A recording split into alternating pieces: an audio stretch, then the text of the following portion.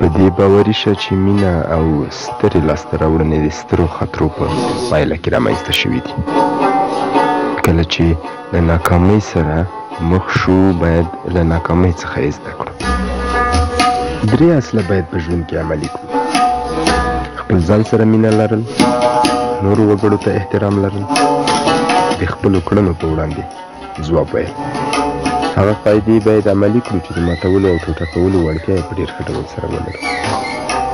یوې وړوکې خبرې ته په فکر کولو سره د خپل قدرت اړیکه له منځه مه وړئ.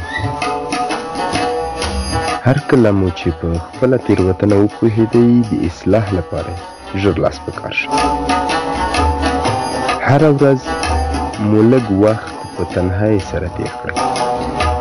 د راتلونکو بدلونونو لپاره مو غېږه پرانیزئ، خو خپل ارزښتونه پکې له لاسه مه ورکړئ.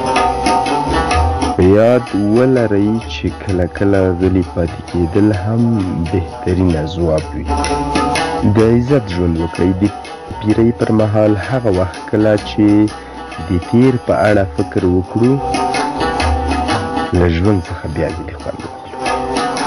په کورنۍ کې د مینې فضا رامنځته کول د ښه ژوند کولو لپاره بنسټ دی. د خپلې علاقې وړ اشخاصو سره مو د ناورین پر مهال د لارې د حل د موندلو لپاره د اوس حالت باندې خبرې وکړئ. تیر مه راسپړئ. خپله پوهه په یو ډول نه یو ډول سره باید وویشو، ځکه د بقا او پایښت لپاره ډېره ګټه لري.